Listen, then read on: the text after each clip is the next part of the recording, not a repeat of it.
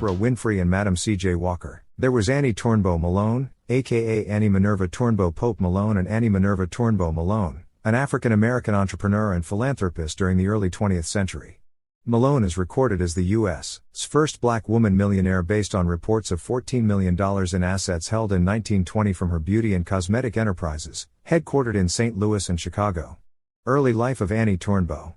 On August 9, 1869, Annie Turnbo née Malone was born in Metropolis, Illinois to parents Virginia-born Robert Turnbo and Kentucky-born Isabella Turnbo.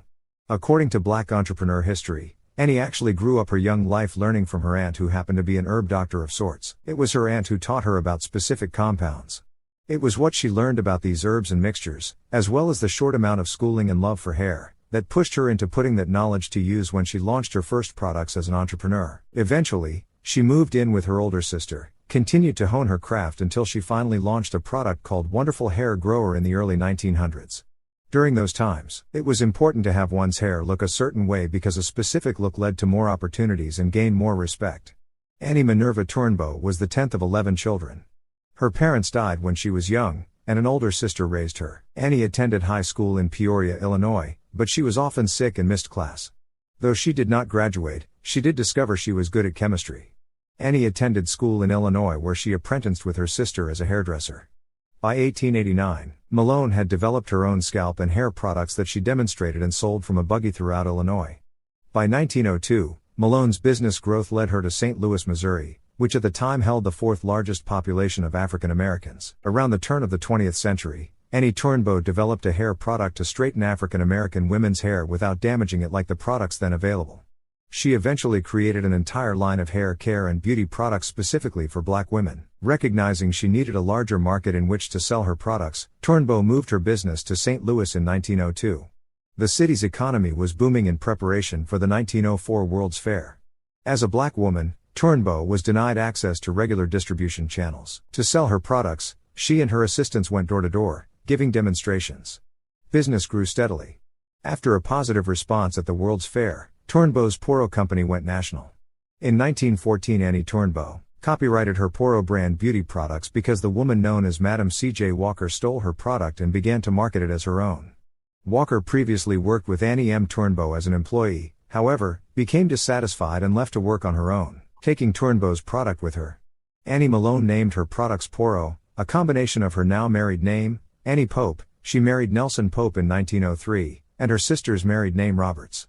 Pope and Roberts, Company Poro. Nevertheless, Annie's marriage to Nelson Pope didn't last and they divorced in 1907 after 5 years of marriage. In 1914, Annie married a second time to Aaron E. Malone, a former St. Louis school principal and Bible salesman, in a St. Louis wedding. Black entrepreneurship history. By the end of World War I, she was a millionaire and one of the most successful black women of her time. Malone was extremely generous with her money and helped a variety of African American organizations and charities, including the St. Louis Colored Orphans Home. By 1918, Malone opened the doors of Poro College, a beauty college which was later attended by Madam C.J. Walker. Poro College, located in an upper-class black neighborhood, was also used to teach etiquette to many students and employed as many as 200 people. Not only that, there were franchises on 4 continents: North America, South America, Asia, and Africa.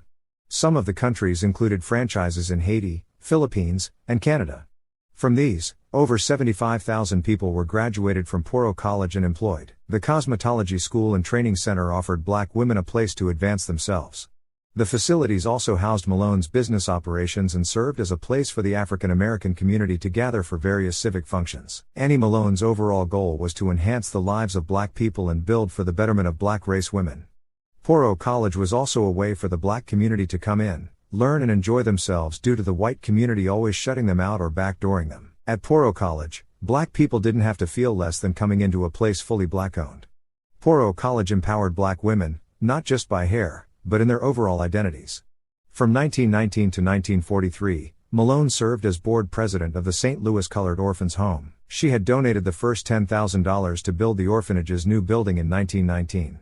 During the 1920s, Malone's philanthropy included financing the education of 2 full-time students in every historically black college and university. Her $25,000 donation to Howard University was among the largest gifts the university had received by a private donor of African descent.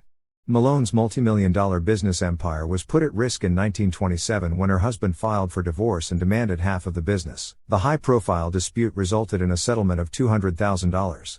This proves to me that marriage is no badge of honor. Malone made her husband a millionaire, and he thanked her by fighting for half of what she built. I, personally, think she would have been more successful if she pulled an Oprah and never married to begin with, and, maybe, if Annie were less generous to charities. It seems she gave most of her money away instead of reinvesting it into her business to create more wealth and create more black millionaires who today would be billionaires.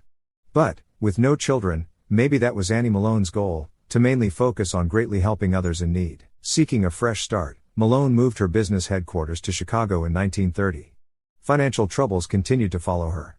The aftermath of the 1929 stock market crash hit the company hard, as did a series of lawsuits. By 1930, the first full year of the Great Depression, Malone had moved from Missouri after divorcing her second husband and settled on Chicago's South Side.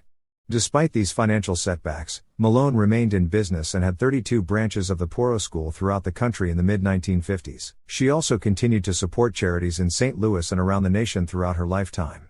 On May 10, 1957, Annie Turnbo Malone was treated for a stroke at Provident Hospital in Chicago, where she died. At the time of her death, Poro beauty colleges were in operation in more than 30 U.S. cities.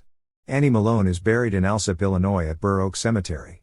As she had no children as heirs, she left a lasting legacy and money to her nieces and nephews. I would have liked to see more of Annie Malone's money go to her family's next generation of children and continue her success to rival Madam C.J. Walker. I would have liked to see them both excel, but especially Annie Malone, because she seems so giving and kind. Also, she taught Madam C.J. Walker and should have never ended up worse than her. That made me sad. I feel like this is why the history books of greedy America leaves Annie Malone out. She didn't die a millionaire as Madam C.J. Walker did. But, to some degree, she helped to create her, so Malone's story must be told.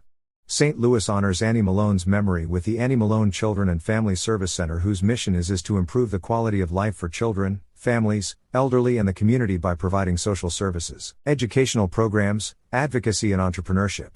A chemist and entrepreneur, Annie Turnbo Malone became a millionaire by successfully developing and marketing hair products for black women in St. Louis. She used her wealth to promote the advancement of African Americans and gave away most of her money to charity. Annie Turnbo Malone's legacy as a pioneer in the African American beauty and cosmetic business has largely been overshadowed by the success of her former employee, Madam C.J. Walker. This is beginning to change, however, and Malone is now being recognized for her role in launching the industry. Malone's charitable legacy also continues.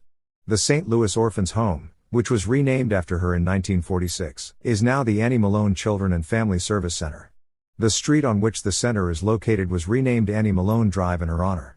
As stated by Black entrepreneurship history, it seems that by what is on record, Madam C.J. Walker happened to become a noted millionaire some years before Annie Malone did, by some 3 or 4 years. However, one could arguably say that it was Annie Malone who was actually the first self-made African American millionaire, because if it were not for Malone's product, Madam C.J. Walker may not have reached the millionaire status. Therefore, Madam C.J. Walker is not actually the first black self-made millionaire, because the product she passed as her own wasn't actually hers originally. It was Malone-made. Black entrepreneur history. Aren't black women amazing? This channel will highlight and celebrate black women in every way, because black women deserve so much more credit than is given. I was today years old when I learned of Annie Turnbo Malone.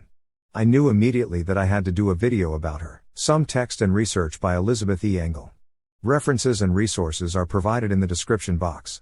Please like, share and subscribe, and I'll see you in the next video. Thanks for watching.